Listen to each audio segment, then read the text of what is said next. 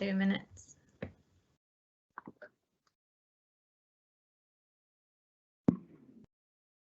Hi everyone, and welcome to the YAPF High Street Resilience event. Today we have Bill Grimsey with us.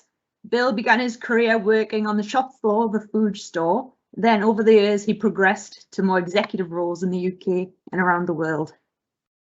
He has been a director of a FTSE 100 company and earned a reputation as a turnaround specialist on stores such as Wickes DIY, Iceland food stores, and many more. After over 40 years in retail, Bill then retired from corporate life and went on to write a number of books which have been widely acclaimed. Governments in the UK and around the world then went on to use Bill's experience and ideas and bring life back to their high streets, which Bill will tell you a bit more about in this presentation. If you've got any questions along the way, just drop them in the live Q&A box and Bill will try to answer them at the end of the presentation. So Bill, over to you. Well, thank you, Keely, and good afternoon, everybody. It's a real pleasure to be with you today, and it's a great forum for a retailer to be able to speak to people like you, which are tomorrow's designers. So I'm really delighted to be here. The title of my talk is Build Back Better. That's the title of what was effectively my third Grimsey review. It was a COVID-19 supplement for town centres. So what I'm going to do the next 30 minutes or so is to outline how we got to where we are today in terms of our town centres and high streets and the challenges facing them today, what we should do or take notice of in our place management and curation of space in the future, and finally I'll introduce you to my fourth Grimsey review, which is actually being released tomorrow. The three previous ones are available on vanishinghighstreet.com. They're all free to download, so hopefully they might be of help. So let's kick off with how do we get to where we are today? And I'm just going to take you on a very quick history tour through my retail life, basically. What my cohort of retailers did in the second half of the last century were three fairly damaging things that actually need to be unpicked in my lifetime, which is quite something for you to get to the end of your career and look back and think, oh my word, some of this stuff has to be undone. So what are they? Well, the first one is that we cloned every town in the country. We made them all look the same. Their identity was lost. And people were attracted to those towns because of principally the retail offer and that proposition. And so every local authority was clambering over themselves to court the major brands and make sure they had them in their towns. The second thing that we did in my lifetime was to de-seasonalize fresh food. We single-handedly, there was about 6 of us at the time in the mid to late 70s that centralized distribution of fresh food. In those days, you would see hundreds and hundreds of different vans racing around the country delivering fresh food to supermarkets and the like. And overnight, we rendered those redundant with a centralised temperature-controlled distribution that was on a worldwide infrastructure and enabling you to have whatever you liked 365 days of the year. And now, because of climate change and all the challenges we face from that, you're going to see that change as well in this century as my grandchildren say, listen, we do not want French beans flown in from Kenya every day on a jumbo jet. So it will get re-seasonalized. It will change people's behavior and the expectations they have for their diets, etc. That is coming. And it was quite exciting, actually. And the third thing that we did is we went out of town. When I started work in the late 60s, early 70s, supermarkets only existed in town centres. They were a maximum of 10,000 square feet. No out-of-town developments existed, no out-of-town stores existed. And I was the new store development director of Tesco in the mid-80s, and I was building about 30 out-of-town superstores a year. So we actually contributed to the destruction of town centres and high streets and their retail offer.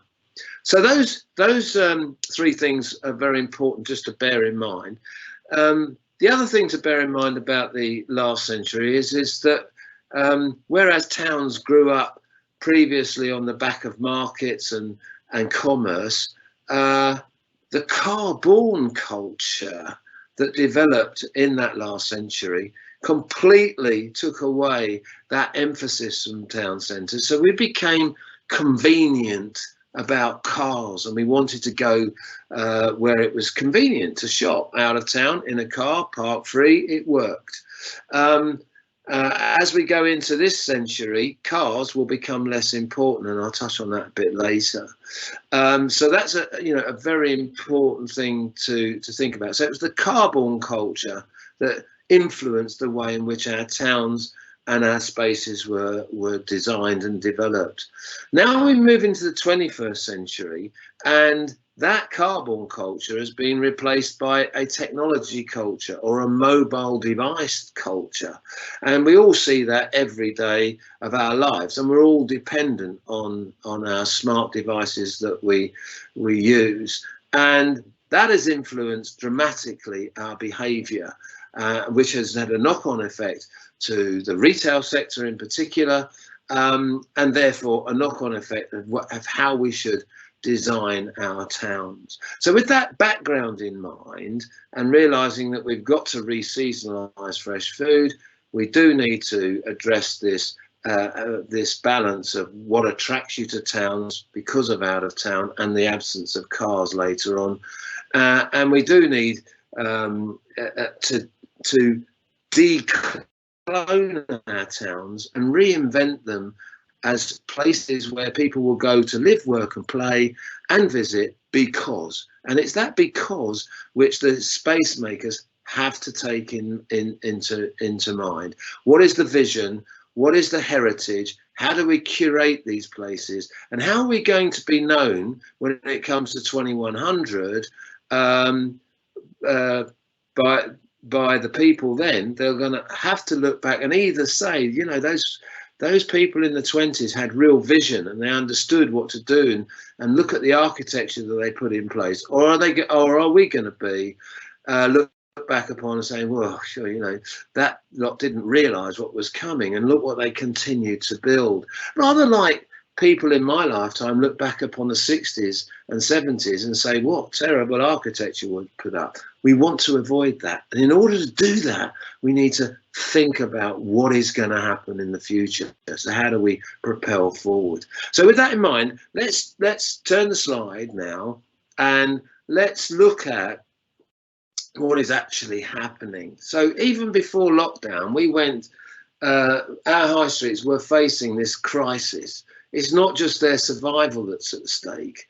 The question needs to be asked about their very purpose. What are they going to be? Now, it's at this point that I'd just like to introduce that in 2013, when we wrote our first Grimsey review, an alternative view of high streets and the town centres, we said, you have to wake up. You have to realise that we are changing as a society to a mobile culture where we are going to shop more and more online, and we just plainly have too much retail space in this country, and we need to recognise that now. This is 2013 that was written, and it said you can no longer predicate your proposition on the back of a retail proposition alone.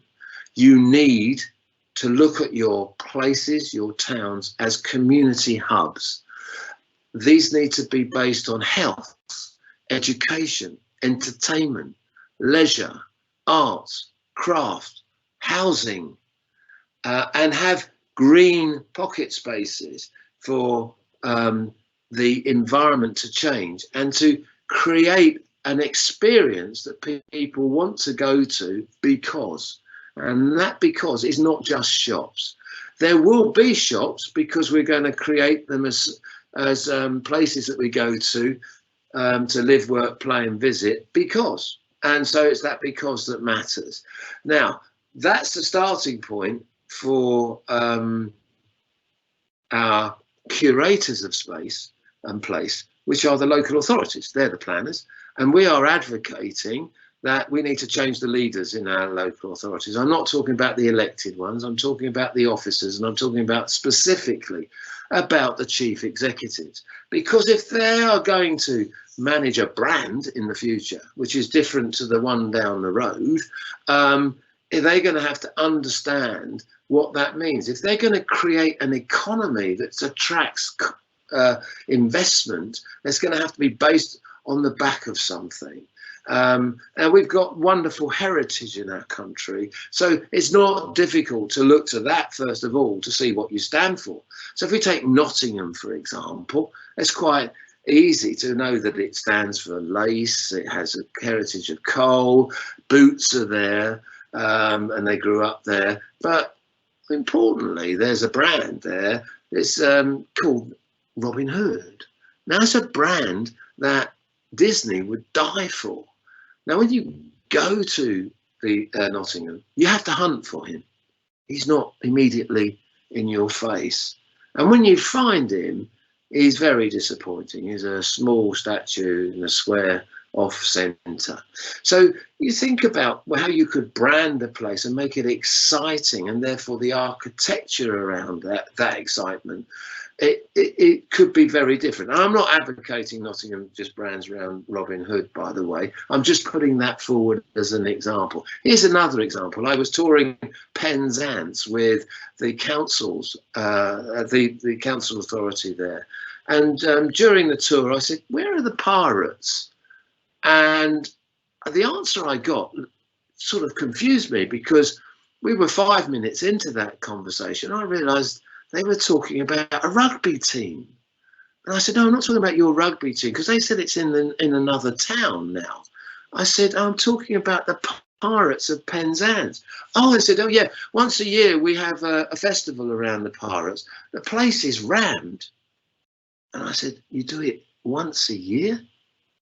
Well, you're a seaside town. Why do you do it every weekend through the summer? Because most of your people are transient here and coming to visit you. So this is just an example of how you can get people into places. Now, if you think about that, how does that then knock on to how you design the place, how you design the buildings, and you reflect that in that heritage or that sense of purpose? And I'm going to show you with my next slide. Not yet, just hold on, not just yet. With my next slide, how that's happened in one town. But before I do, I just want to leave you with this thought. We entered the pandemic with around 18 to 20% of our shopping done online. During the pandemic, it got as high as almost 40%. And people realised they like it. And whether you like it or not, Amazon are here to stay. And they will clean up their act.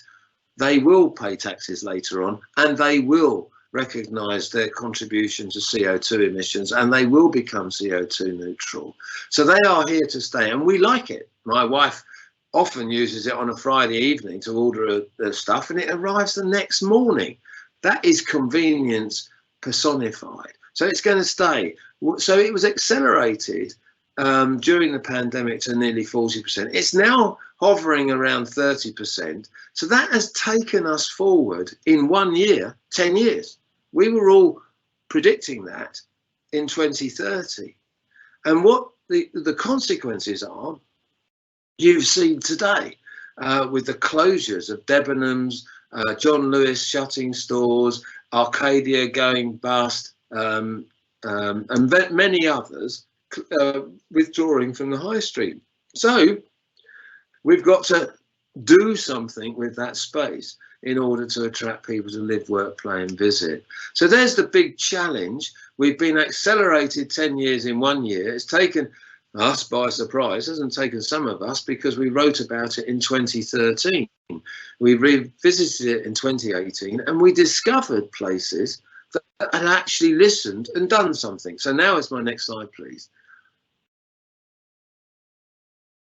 Now this is a slide that looks upon what we've got to do, which is empower communities to come up with solutions unique to their needs, put ambitious plans to give communities a stake in their economy, and with healthier strategies in mind. Now, if you look at those two pictures, this is Stockton-on-Tees. And in our 2018 Grimsey 2 review, Stockton-on-Tees is a case study. It was run at the time by a very forward-thinking chief executive who has since retired and is now consulting in other places, which is great because he's an excellent example of what I'm talking about for tomorrow's leaders. And this picture here shows you a shopping centre. It has 2 shopping centres in Stockton-on-Tees, as well as out-of-town developments. It has the usual damage of the northeast challenges of economic challenges that has been borne out over the last 60 odd years with industry changing, and it needed a vision. Now Stockton-on-Tees' vision was to turn itself into the biggest open air amphitheatre in the northeast of England, attract people to come live, work and play and visit because of the experience. They have 97 events a year. And they have done a fantastic job. And part of that strategy was about the place, included taking the 2 shopping centres that were both underinvested in and both pretty tired. They bought them both. They're moving the retailers from the one that they don't want, which is the one in the picture above, to the one that is in a better position in town. It will make it more viable. They'll sell it back to the private sector to run, and they're going to blow this one up and replace it with a park that leads directly from the high street to a cleaned up River Tees. And you'll notice that the dual carriageway that is the ring road round Stockton-on-Tees has been put under a tunnel there. Not dig down tunnel, it's an over tunnel, so that the park leads down to the waterfront, and we all know that water is a great attraction as well. So there you go, from the amphitheatre that's in the middle of the high street through to a green space down below. And that's just part of what they've done. To highlight other things they've done, they have taken the Art Deco building, which is the Globe Theatre, that was a wonderful 30s Art Deco building, and they're restoring it to its former glory. It's been through the 70s where it became a Mecca bingo. It's deteriorated, and they've invested £27 million in restoring this 3,000 seat theatre. It's ready to open. I think its first event is in August. When the tickets went on sale, they were sold out within 30 seconds. And that's another part. The council have bought a building and turned it into a retail arcade where they can incubate local businesses to test stuff out, so that people don't have to mortgage their house or take huge risks. And they've put 90 odd businesses through there in the last 3 or 4 years, and I think something like 12 of them have gone out into major leases as a consequence. So you see there's a joined up plan going on here, and if you ever go to Stockton-on-Tees, it actually bucks the trend in the northeast a bit, and it's an excellent example, and it's featured in Grimsey Review too. If you go to the next slide, we'll see here that the old model is broken. It doesn't work. So new models inspired by local leaders need to be developed. And we need to prioritise community instead of distant shareholders. So when I go round towns and I find a BHS, not many of them left now, that is still empty, I say immediately to the local authority, what are you doing about this? And they say, well, what do you mean it's not ours to deal with? I said, well, buy it then, because if it's owned by a faceless company in the Cayman Islands that invests in commercial property, that portfolio manager has a list of properties and he's only interested in his bottom right hand number, which is the return. And if it meets his boss's requirements, the fact that 2 of them at the bottom are closed, he doesn't care. And we don't want people in our towns that don't care anymore. We don't want that kind of capitalism that doesn't work. We want stakeholder capitalism. We want, I'm a capitalist, I'm not a socialist, but we want people to be engaged. So if you own a property, you should be interested in what's in it and how it's performing. And so giving you a stake in it is a very, very different approach to what happened in the second half of the last century. And this kind of piazza and plazas will come.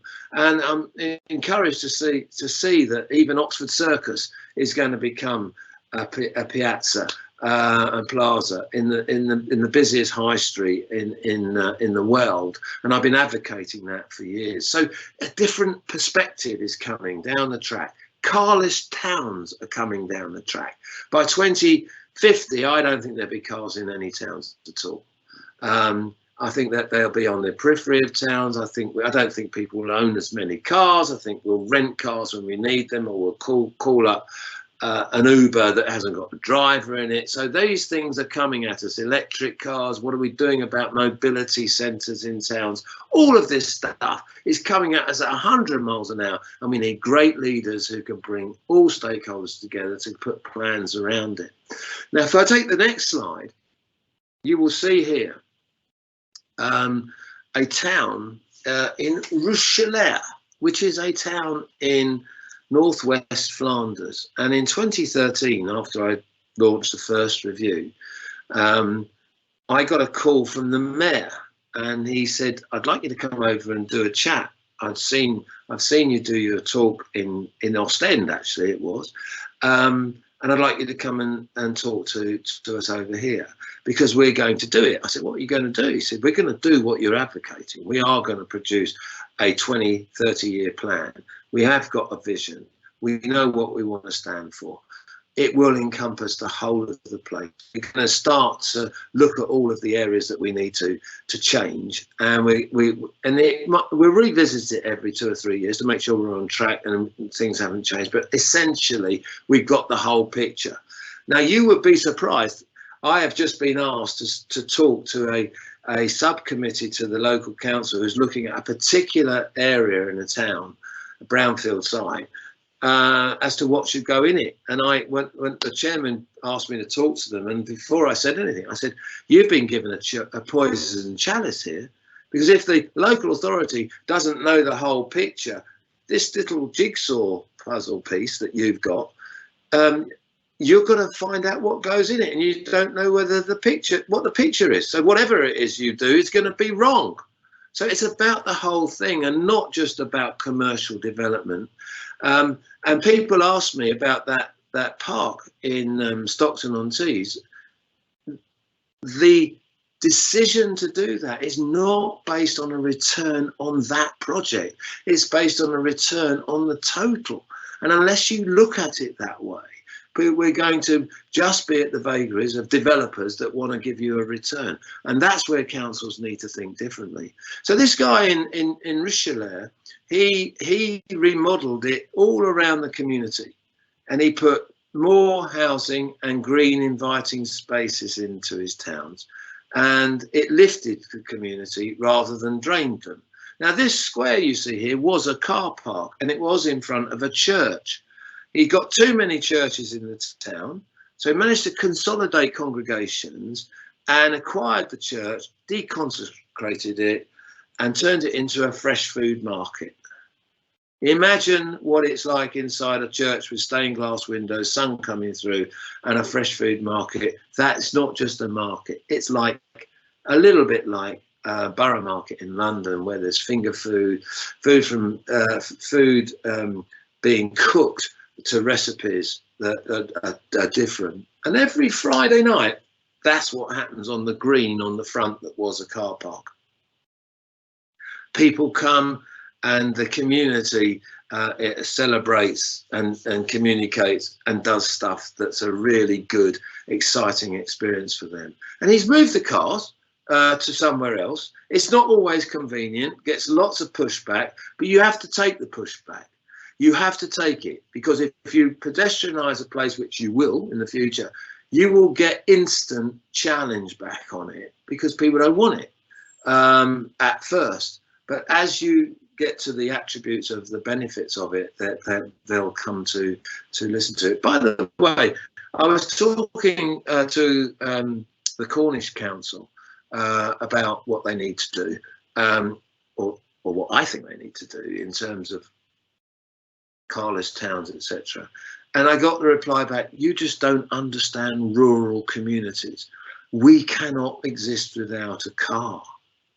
And I said, it's funny you should say that, because if you'd have gone to your community 150 years ago, they would have said they couldn't exist without a horse. So let's stop thinking about what we know and let's start thinking about what we don't know and where technology might take us, where climate change might take us, where sustainability might take us, and where we can take these towns and create wonderful places that have architecture that is interesting, is sustainable, takes into account the image and the vision of the place, and is something that in 2100 somebody would say, whoa, they really knew what they were doing, those guys, rather than it being teared down in 2065 or 2070 because it's a carbuncle or an eyesore, like we're doing with the 60s stuff. So let's move on to the next slide.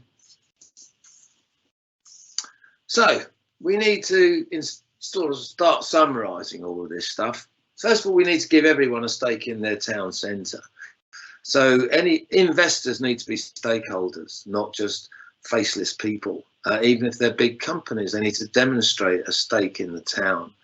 They need to put sustainability and the environment at the heart of everything that we do now. The environment is a very, very serious issue. We've seen flash floodings floods in London. I mean, I don't know if you saw Lord's cricket ground. The guy was up to his waist in water.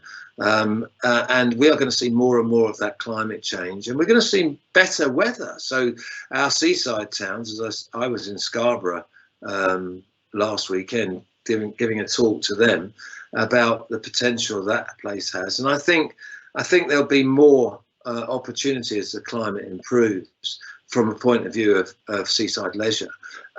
We need to base things on a quality of life and experience, and we need to capture what's happened in the COVID time. I literally had a road to Damascus moment, and if you do get time to read the Build Back Better COVID supplement on vanishinghighstreet.com, you will see I sort of wear my heart on my sleeve there by saying it was quite sobering. I'm 70 years old at my next birthday, and you know, the thought that I might get a cold and be dead in 4 weeks was kind of, whoa, that wasn't what I planned for my epitaph, as it were.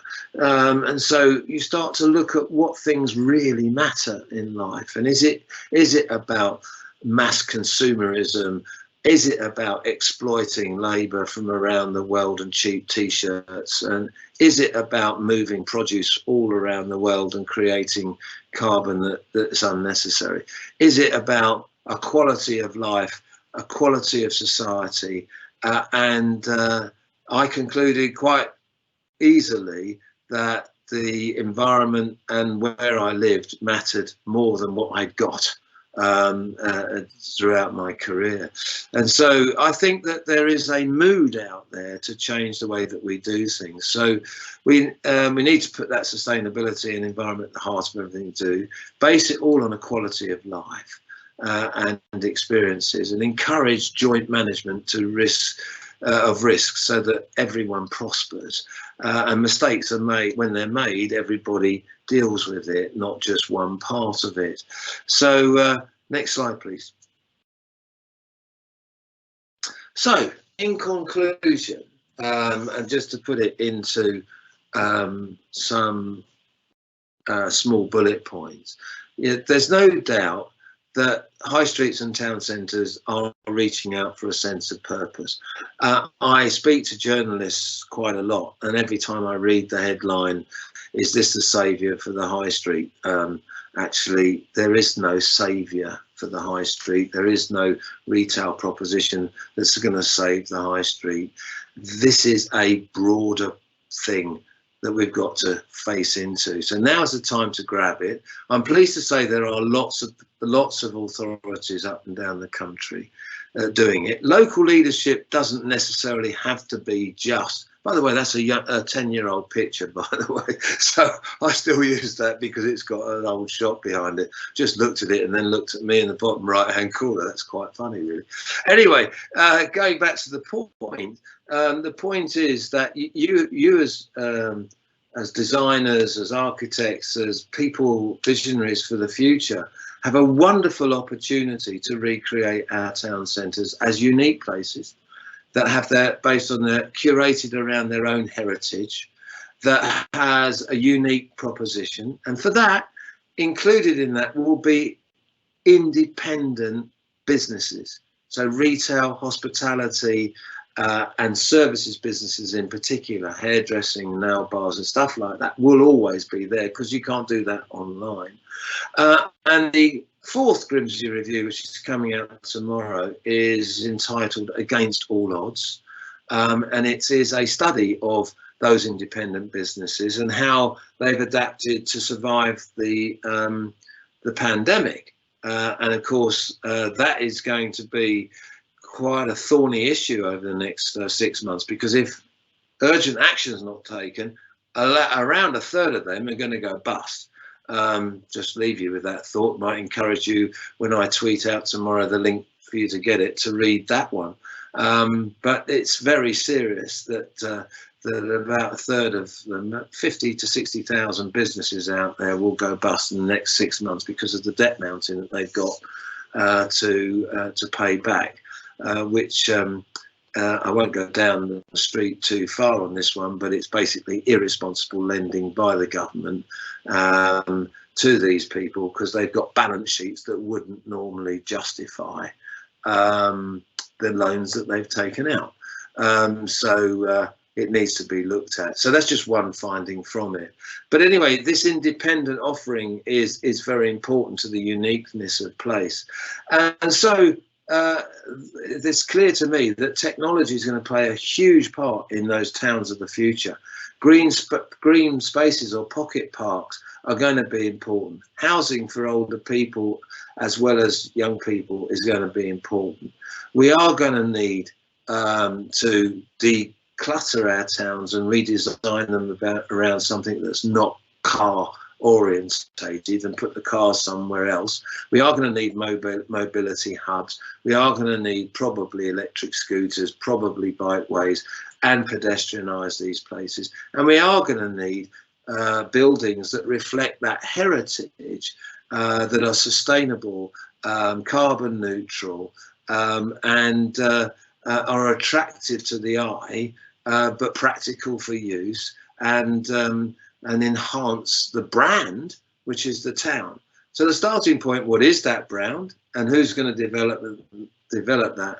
And that's where I come full circle back to local leaders and the local authorities as curators of place.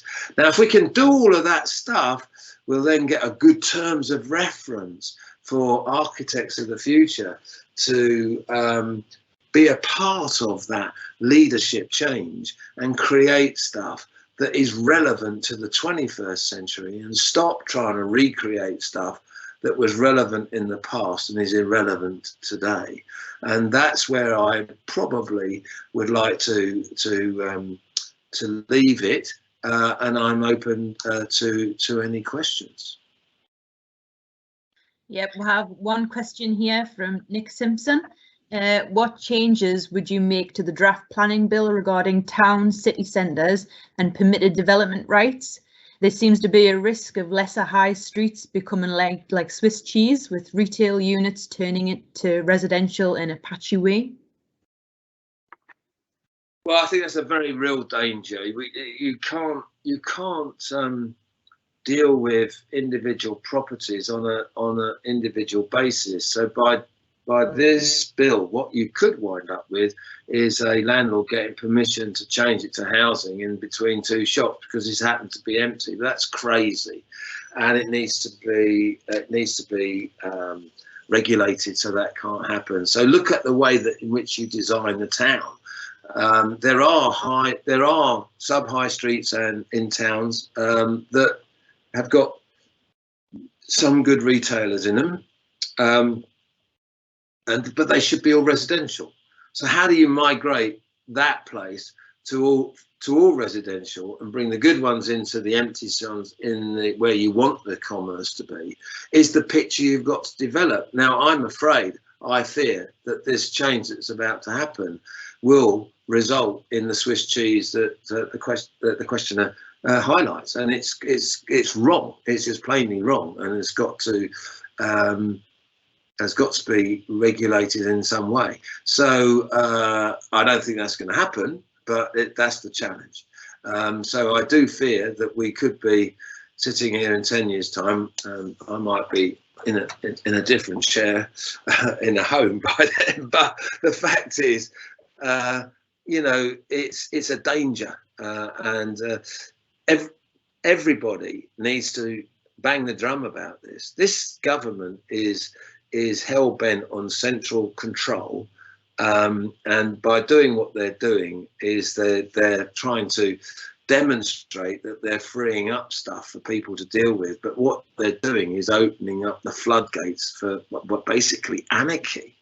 And that needs to change, and I can't do that on my own, by the way. Everybody needs to join in. Yeah, I mean, I live in a town that's just going downhill at the minute, and it's quite frustrating over the years to just watch the council just made bad decision after bad decision, and it's like I don't know what to do. I'll contact the council to say, how can I help? Can I volunteer? And it's just nothing. It's just I just watch the town just dwindle away. So how could somebody like myself kind of inspire the council to take some steps to invigorate the town centre again? Well, look, I've got a reputation for having some knowledge about all of this. So you'd like to think that my local council, because I've made it known I live where I live in St Albans. By the way, they're making a complete mess of St Albans. It's such a shame. It's a small city on the outskirts of London, on the edge of the M25, has a Roman heritage, has a medieval heritage as well. It's where, in fact, the War of the Roses almost started here in an inn here, believe it or not. I mean, it's got wonderful, wonderful heritage, and it's a mess. A complete and utter mess, and I can't influence them. So apart from saying, can I please be voted on, or could I have the job of chief executive, is the only way I could actually do it. But I haven't got the capacity to do that anymore, or the energy to do it. So it's a real challenge. But I think by talking about it, by protesting about stuff that's clearly wrong, by getting the right messages across through the right trade bodies or professional bodies, the architectural professional bodies, getting out there and saying, this has got to stop, don't do it. Yeah. That's the way to, and bring about change. Like my latest review has in it, we've got to toss out all the chief executives that are just not up to scratch statement in it, and it's going to be on the news tomorrow. It might not have that headline in it. It'll probably have the debt headline in it, but at least it actually is in Number 10's office today and in the Chancellor's office. It might wind up in the waste paper bin, but at least I tried. So that's all I can say is, you know, I am not joined public life as an elected politician, so I can't influence it from there. I have retired, and I have got knowledge, background, experience, which you might call useful. So I'm just trying to put it out there. It's up to everybody else. If they think it's common sense and they think it works, pick it up and run with it. Yeah. Okay. We've got another question here from Alexandra Mackey. Do you believe the popularity of flexible or hybrid working will have an impact on towns and cities? Yes, I do. I think the popularity is not necessarily the right word, because it's popular for those that have been doing it, but it's also quite efficient. You know, I chair a small business, and we had to part of our business is distribution, so you can't do that from home. So we have a warehouse, but we have telesales, and we have marketeers, and we have salespeople, blah blah blah. So we did do some furloughing, and we did do some closing down of one channel, but we kept the business going, and we put everybody that could work from home working from home. Now, as we come out of this pandemic, we are probably going to move to some hybrid model because of the efficiency, not just because it's popular for people. Okay, so I think Alan Sugar, commonly known by most people as Lord Sugar, I call him Alan Sugar, because I don't believe in lords. But the fact is, he said, if you work for me, you're coming in the office because Boris said you can, and no one's working from home. I'm not having it. I mean, that kind of attitude is of a dinosaur, and we need to recognise that that's going to change. But I do think that there will be a hybrid model come out, and as a consequence, that will impact the local towns. So, for example, where I live, just to go back to me, in St Albans, 70% of the population pre-pandemic left it Monday to Friday. Okay, they came home in the night time. There's a dormitory town providing office workers for the City of London. Now, if say 30% of that 70% stay more often than not, so there's some, you know, transient, just some go in, some come out, you know, then the local economy will change.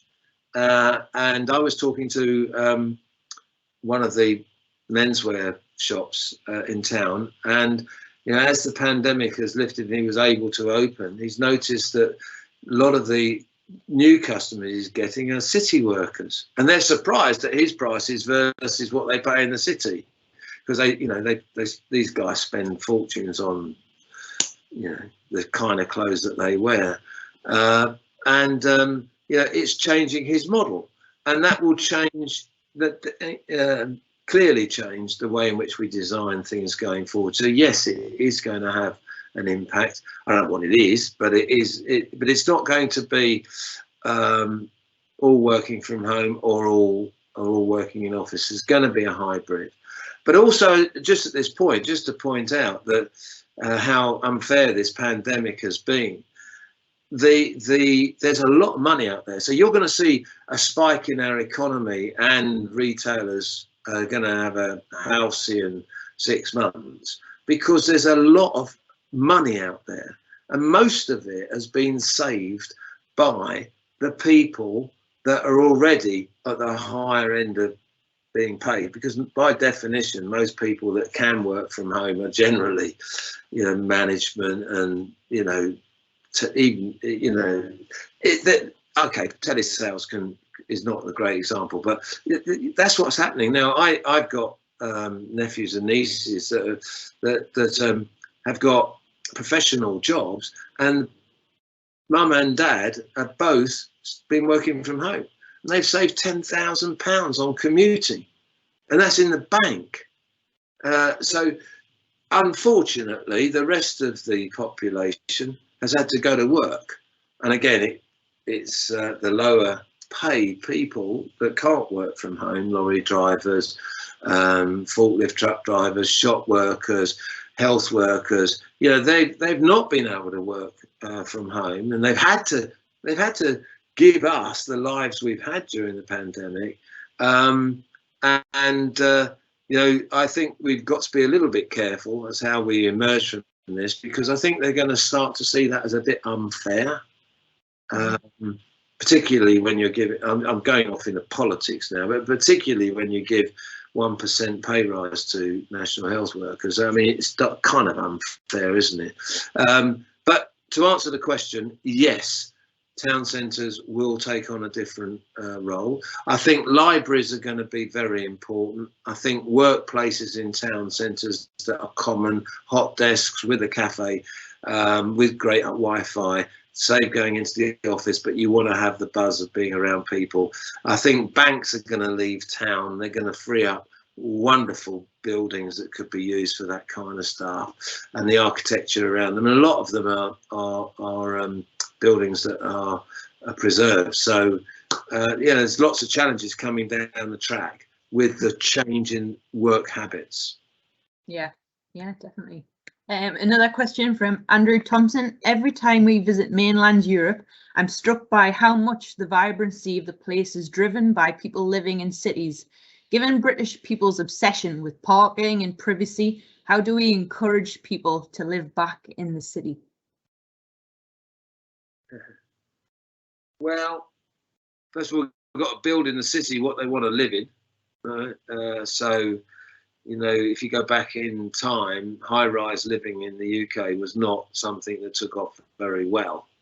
It was predominantly aimed at the families that were living on tight budgets, and council buildings went up. You got and high-rise living didn't work in the 60s and 70s, and it now needs to change. And the facilities that people have got with balconies, green parks around them, good facilities in the flats, and you're starting to see a different economic profile of people moving into them. But we're way behind the continent in that respect. We're also way behind in our obsession with owning properties. On the continent, it is more common to rent than to buy. But in the UK, we've always seen owning your house as a way to get on the property ladder, get on the zoom in prices, and get a nest egg for inheritance, basically, or to provide additional to your pension for when you get older. That's been the mentality. And it's because we have a housing shortage in the UK. I mean, there are certain things that are very different about us. First of all, we've got a massive population versus our towns. You know, we've got a lot of green space in the UK and a lot of places where people are concentrated.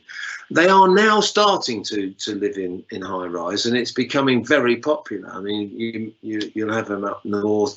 You've got them in Liverpool now, and I live in two. I'm fortunate enough to live in two places. I have an apartment in London, and it works for me, and I'm quite happy to live in high rise.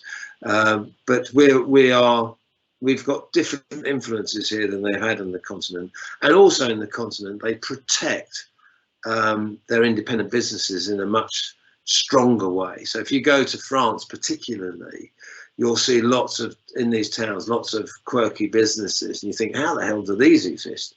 Well, that's because they're helped by the local authorities, by the local taxes. I mean, France has protected bookshops during the closure with free deliveries for independent bookshops to their customers, so they went online. And that's quite good, isn't it? So we don't have the same mentality here. We're much more American than we are continental in our outlook to life. But that will, I think, slowly change.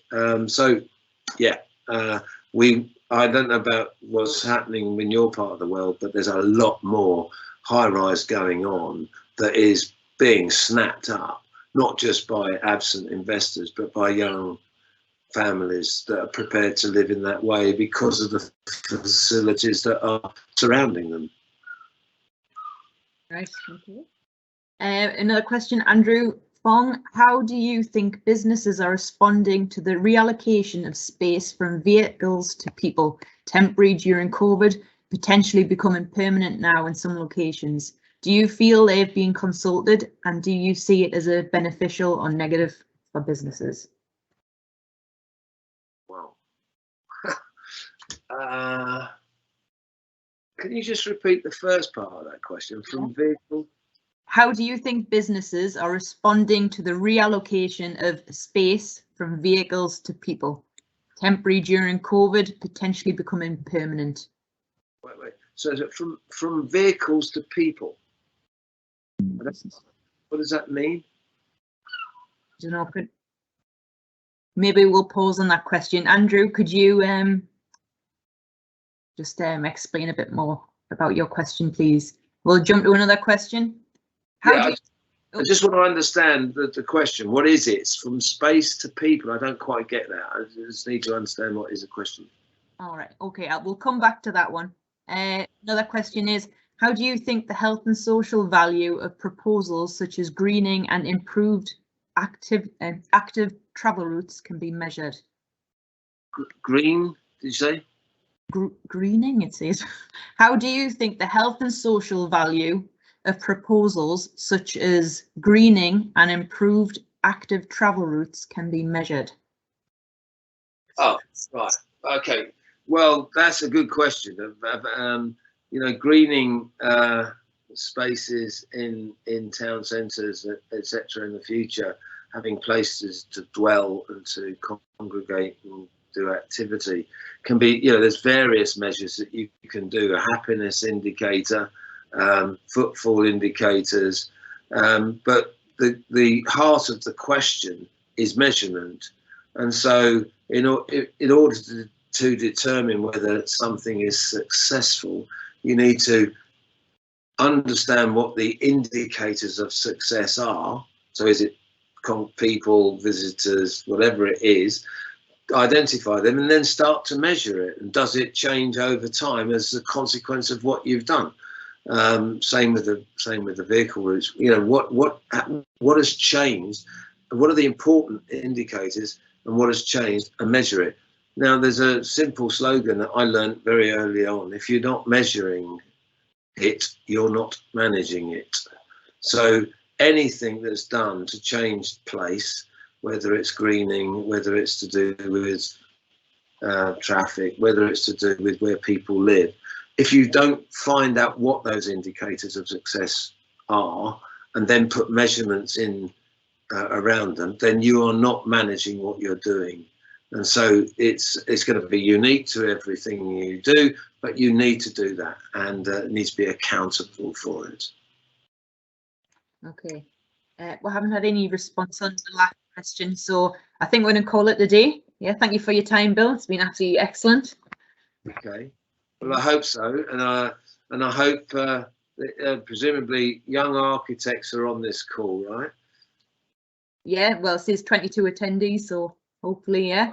I don't know how young they'll be like, but yeah. I'd just like to say good luck. Go out and smash it out of the park and produce stuff, and have in your mind in everything you do, will people say of what this I'm designing and doing here in 70 years' time that this was enlightening, it was great, and look how wonderful it is, or will they want to tear it down? That's a good question, because people in the 60s and 70s, what they built, they thought they were doing the right thing, and we all condemn it now.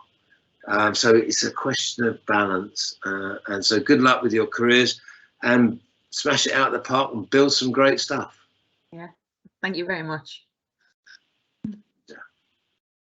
Am I going?